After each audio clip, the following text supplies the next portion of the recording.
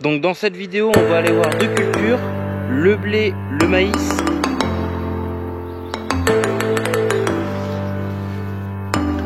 Ici, nous voilà arrivés dans le maïs.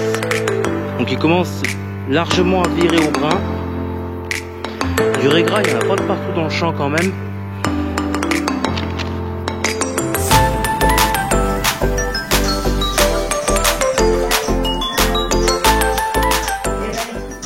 Bonjour à tous, alors aujourd'hui ça va être une vidéo tour de plaine. Donc dans cette vidéo on va aller voir deux cultures, le blé, le maïs. Je vais également vous fournir des explications techniques comme d'habitude et aussi des explications agronomiques. Ce que je vais essayer de vous faire voir, il y a quelque chose que j'aimerais vous faire voir dans le blé. Donc on va voir ça tout de suite. Donc première culture, le blé. Il est super joli.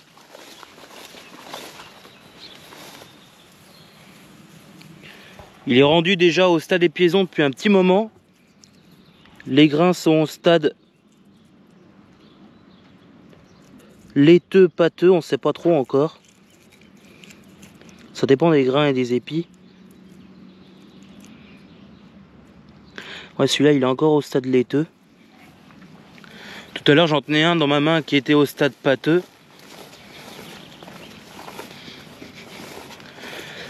Donc depuis la dernière vidéo tour de plaine qui a été faite courant mars, il y a eu un second apport d'azote à hauteur de 200 kg par hectare. Donc ce qu'on a mis c'est de l'urée 46. Donc on aura apporté encore 92 unités d'azote par hectare. Et cet apport on l'a fait durant l'épiaison pour que le grain se charge en nutriments.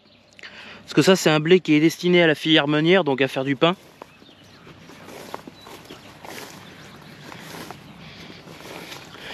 Donc cet apport d'engrais, ça lui aura permis de bien remplir ses grains.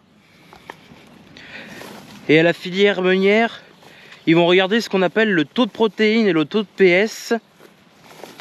Et donc nous, on vise à peu près un objectif à peu près de, on va dire 80, au-dessus de 80 de PS, bien que c'est rare quand on y arrive au-dessus. Et on vise aussi un taux de protéines entre 11,5 et 12,5 par là. Donc c'est pour ça qu'on a mis de l'engrais aussi, donc ça y aura été impeccable. Au niveau maladie, le blé a l'air plutôt sain.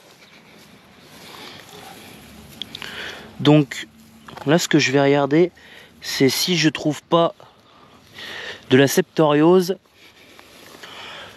Donc la septoriose c'est une maladie qui est extrêmement préjudiciable pour le blé, c'est la maladie la plus mortelle même pour le blé. Mais là a priori je n'en trouve pas. Donc ça c'est pas de la septoriose, c'est les feuilles qui commencent déjà à sécher. Donc a priori le blé est plutôt sain. Donc forcément il y a eu deux fongicides qui ont été faits ici. Donc il y a quelques taches, c'est pas évident de vous faire voir. Il y a quelques taches de rouille jaune, mais vraiment rien de méchant, à contrario de ce qu'on a pu connaître certaines années. Mais là, ça... ah si, là. Ça, c'est une tache de septoriose, ça.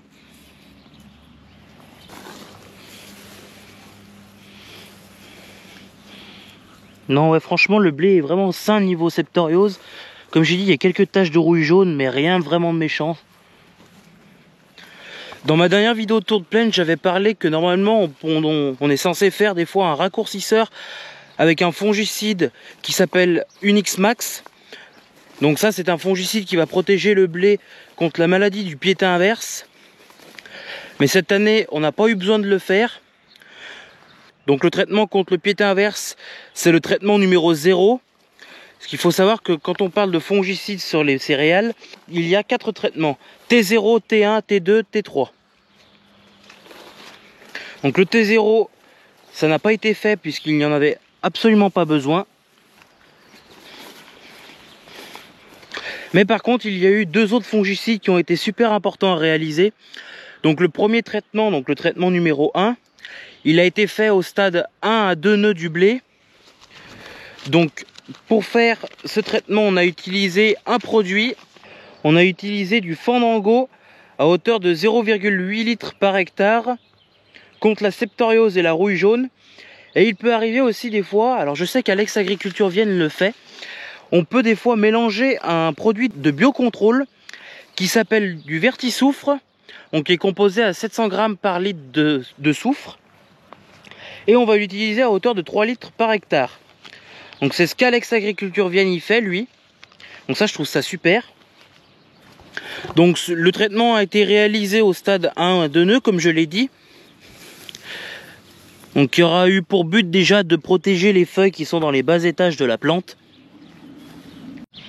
Il y a un dernier traitement aussi qui a été réalisé, le T2, donc celui-là il est extrêmement important à réaliser. Il faut qu'il soit réalisé au stade dernière feuille étalée. Donc par exemple, là je tiens un épi de blé, la dernière feuille c'est celle-ci, et alors celle-ci elle est extrêmement importante à protéger. C'est la dernière feuille on va dire qui fait un peu tout on va dire, et qui fait surtout les quintaux. Alors nous on n'aime pas trop dire ça, mais en attendant il est vrai que la dernière feuille du blé est extrêmement importante. Donc on a 2 programmes pour faire ce traitement, donc ça dépend des années, on va utiliser certaines molécules et en général on alterne les molécules pour éviter les phénomènes de résistance aux maladies. Donc cette année le traitement qui a été réalisé s'appelle Amplitude 3D, donc c'est BASF Agro qui fait ça. Donc dans le pack, en fait c'est un pack, donc dans ce pack il y a Amplitude plus Priexor EC, et les deux vont être utilisés à hauteur de 0,5 litres par hectare. Encore une fois, agriculture raisonnée, on n'aime pas trop abuser sur les produits phytosanitaires non plus, et il ne le faut pas justement, pour encore une fois éviter les phénomènes de résistance aux maladies et aussi de moins polluer la nature. Et certaines années on peut utiliser Revistar XL plus Comet 200, pareil à hauteur de 0,5 litres par hectare. Et enfin il y a aussi certaines années très pluvieuses, donc ça peut être le cas cette année, malgré que là quand je regarde les épis il n'y en a pas. Certaines années on est obligé des fois de faire le traitement numéro 3 pour lutter contre la maladie qui s'appelle la fusariose. Et alors ça, la fusariose, c'est une maladie qui est extrêmement préjudiciable pour le blé. Donc les épis vont se mettre à pourrir, à noircir. Et on y voit sur le champ, ça peut être flagrant, j'essaierai de vous mettre des photos. Le champ va devenir tout blanc, donc ça fait sacrément peur cette maladie. Et on peut avoir le problème que le grain, quand on le récolte à la moisson, il peut être gravement affecté niveau germination, donc c'est un grain qui aura beaucoup de mal à germer l'année prochaine. Et aussi déclassé de la filière meunière, voire même déclassé carrément pour l'alimentation animale. Donc c'est des lots qui peuvent être détruits. Donc là a priori quand je regarde les épis, tout semble aller. Il y a quelques taches sur les gumelles, quelques taches de pourriture.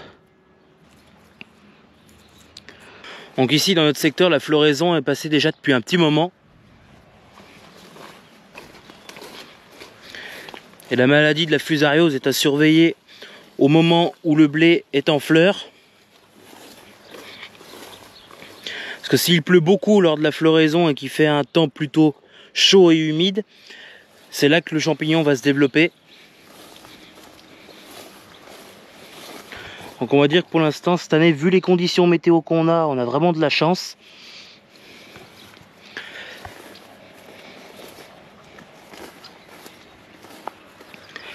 Et donc si on était venu à intervenir dans les jours à venir, donc si on réalise l'intervention contre la fusariose, on va utiliser un fongicide qui s'appelle Prosaro. Prosaro à hauteur de 0,8 litres par hectare.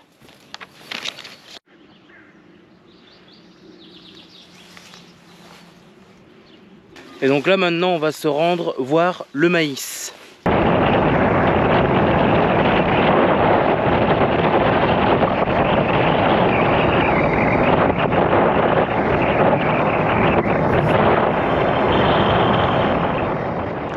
Ici nous voilà arrivés dans le maïs. Donc le maïs semé de manière classique au mois d'avril. Donc aujourd'hui il est rendu au stade, alors 1, 2, 3, 4, 5, 6, 7 et il y a la 8e feuille là qui est en train de pointer.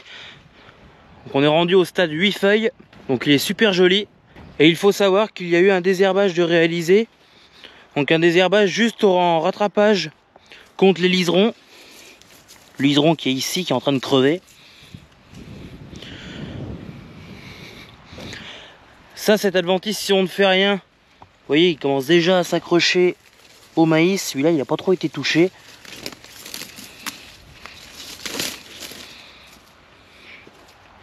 Donc si on ne fait rien, ce liseron va venir s'accrocher au maïs. Et alors après, il va monter jusqu'en haut. Donc depuis son semis, il faut savoir qu'il y a eu 2 apports d'azote qui ont été réalisés. Donc on y a apporté du Yara Extra 33,5. C'est de l'ammonitrate en fait. Le premier apport, on l'a réalisé à 3 feuilles à hauteur de 250 kg par hectare. Ce qui nous fait 83,75 unités d'azote. Donc si je fais le calcul, 33,5. Donc 33,5 c'est la teneur en azote dans 100 kg. Multiplié par 250, donc 250 c'est les kilogrammes que l'on répand à l'hectare, divisé par 100, donc 100 pour un hectare, ça nous fait 83,75 unités d'azote. Et on a ensuite encore réalisé un apport à 5 feuilles, toujours à la même dose à l'hectare, 250 kg hectare, pour remettre 83 unités d'azote. Donc tout ce qu'il faut pour que ce maïs se développe dans de bonnes conditions. Et l'intérêt d'y avoir mis de l'ammonitrate aussi, c'est que l'ammonitrate c'est de l'azote ammoniacal. Et l'azote ammoniacal fait effet beaucoup plus rapidement que l'azote uréique. Donc l'urée par exemple que l'on a répandu sur le blé. Donc l'ammonitrate ça lui a donné un bon coup de fouet pour démarrer. Je sais pas ce que c'est que cette plante là. Donc là je viens de regarder sur Google ce que c'est cette plante là.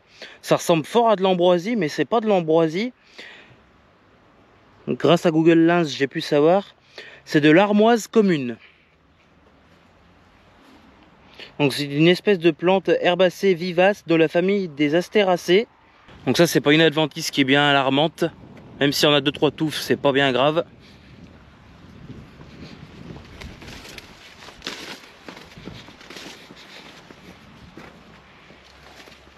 Là par exemple, il y a un rumex qui a été touché par le désherbage aussi.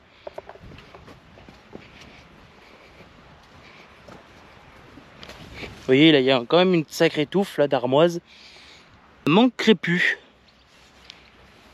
Donc j'en apprends quand même tous les jours. Ah oui, effectivement. Ça sent la menthe. J'adore l'odeur de la menthe, moi. Donc ça c'est pareil, c'est pas une adventice qui est vraiment gênante.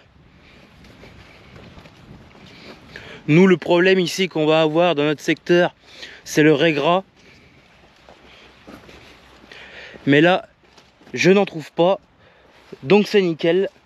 Il peut arriver certaines années aussi quand on apporte l'engrais, que l'on ne fractionne pas du tout les apports, que l'on apporte directement la dose à l'hectare, donc ça va dépendre des années. Mais normalement quand on apporte l'engrais, on n'a pas le droit de l'apporter en une seule fois, on est obligé de fractionner les apports normalement. Sauf à partir d'une certaine date, donc je crois que c'est à partir de mai, de mi-mai je pense. Je regarderai, je remettrai la date là écrit. À partir de cette date là, on n'est plus obligé de fractionner le nombre de kilos d'azote que l'on va apporter à l'hectare, le nombre d'unités d'azote que l'on va apporter par hectare. Donc ce qui a été fait justement dans les maïs qu'on va aller voir tout de suite après, donc qui ont été semés directement derrière le métail. Donc ici je voulais te faire voir une chose. Il y a eu un manque sur quelques mètres. Et je voulais vous faire voir quand même que les produits phytopharmaceutiques que l'on utilise, ils ne marchent vraiment que quand il y a la plante qui va concurrencer la mauvaise herbe. Vous voyez par exemple, donc le liseron qui est là, il a été touché. Mais ici par exemple, le liseron a beaucoup moins souffert du produit. Donc c'est bien preuve que les produits pharmaceutiques que l'on utilise ne marchent vraiment que quand il y a la culture qui est en place. Donc je voulais vous donner un petit chiffre. Donc la parcelle de maïs où je me situe, elle fait 9 hectares et demi. Et pour apporter de l'engrais, il nous a fallu, donc là si je fais 9 hectares et demi multiplié par 250 kg par hectare, ça nous donne 2 tonnes 375 d'engrais. Donc pour fertiliser les 9 hectares de maïs, il aura fallu 2 tonnes 375 d'engrais. Donc pour un seul apport. Donc là je vous fais voir vite fait le colza qui est en face du maïs. Donc il commence largement à virer au brun. Et j'ai en train de m'apercevoir qu'il y a quelques maladies de fin de cycle aussi qui s'y greffent. Comme ici. Peut-être quelque chose comme de l'alternaria ou d'autres maladies. Mais dans l'ensemble, il est plutôt joli. Donc il faut savoir qu'il n'y a pas eu de fongicide de réalisé contre l'alternaria. Il y a eu un fongicide de réalisé au moment de la floraison, donc pour le sclérotinia, une maladie qui est très préjudiciable pour le colza. Et là ce que j'essaye de regarder, c'est si je trouve des colonies de pucerons cendrés, mais apparemment il n'y en a pas, donc ça c'est nickel.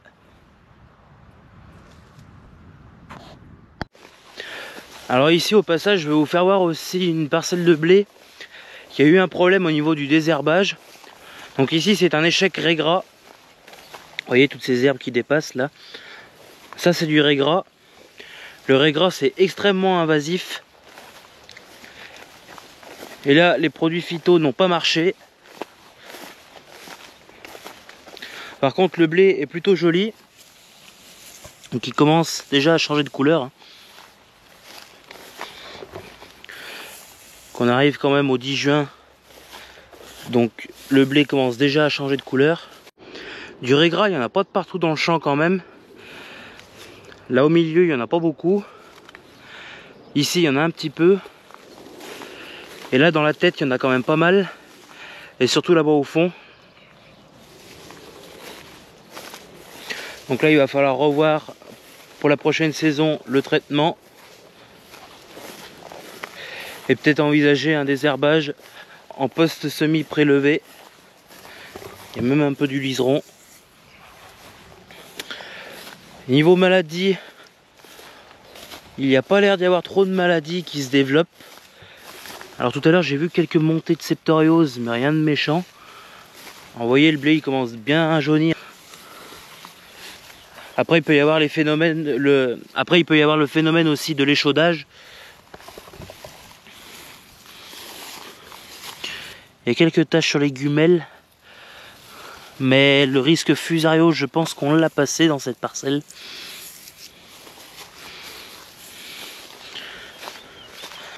Donc pour remarquer que l'épi est barbu.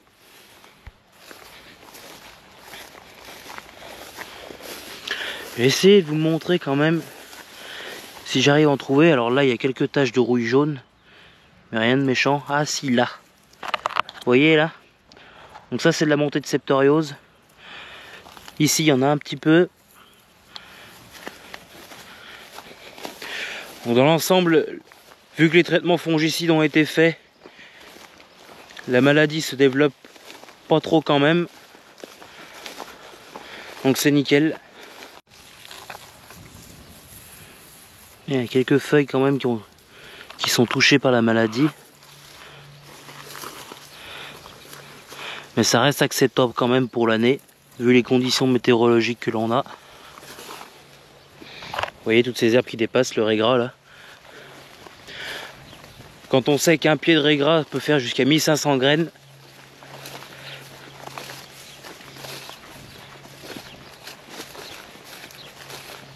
Donc là on va aller voir une autre parcelle qui se situe en face. Donc ici, autre parcelle de blé. Ici il y a eu un échec de désherbage sur les dicotylédones. Tout le champ est infesté de coquelicots. Ces fleurs rouges là. Il y en a même qui sont déjà en graines. Le coquelicot c'est extrêmement invasif, ça recouvre le champ.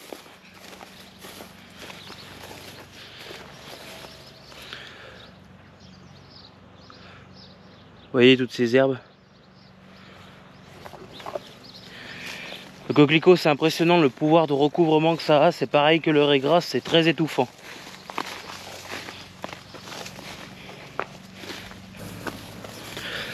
Donc ici c'est pareil, je pense qu'il va falloir revoir la stratégie de désherbage.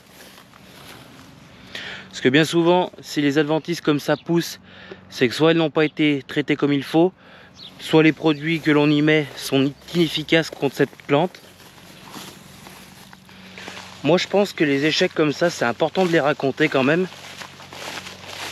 Ça fait voir quand même que dans le métier d'agriculture, rien n'est jamais simple. Vous voyez, il y a encore plein de coquelicots là, c'est impressionnant. Le recouvrement que ça peut avoir. Mais bon, dans l'ensemble, le blé est plutôt joli, donc ça va. Après, à voir à la récolte ce que ça donne. Ici, on arrive dans le maïs qui a été semé en dérobé il y a à peu près 15 jours environ. Donc là, il commence à peine à pointer et à sortir de terre. Je sais pas si ça se voit bien à la caméra, mais je vais essayer de vous le faire voir. Il est au stade 2 feuilles, la 3e pointe. Donc l'implantation de ce maïs est totalement réussite. Donc il faut savoir qu'il y a un désherbage qui a été réalisé en post-semis prélevé sur ce maïs. Parce qu'ici on a une problématique, c'est le raie gras. Donc on a désherbé avec un produit qui s'appelle Spectrum. Et on l'a utilisé à hauteur de 1,2 litre à l'hectare. Pour 150 litres d'eau à l'hectare environ.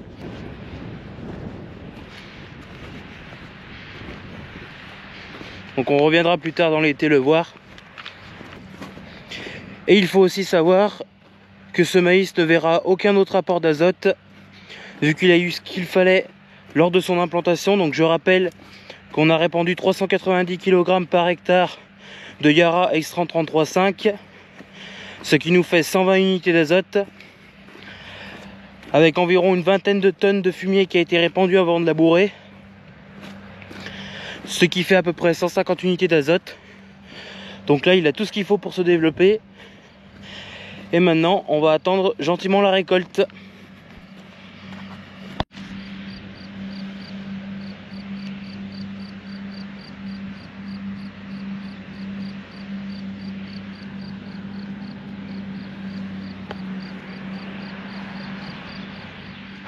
Donc il faut savoir qu'on a quand même ensilé le métail dans des conditions assez humides quand même. Mais là, même sur les têtes, le maïs se développe super bien.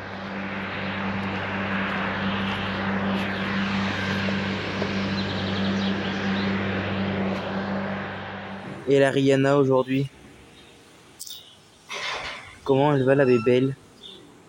La belle Roroche. Hein, Fifi?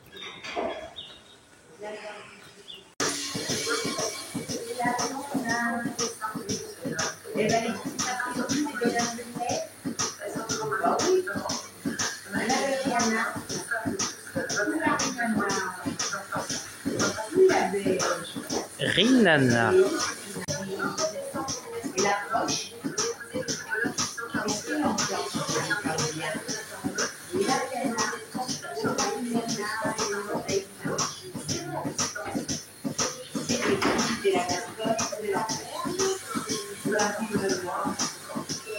Joli bébé, joli rouge, il y a Rihanna.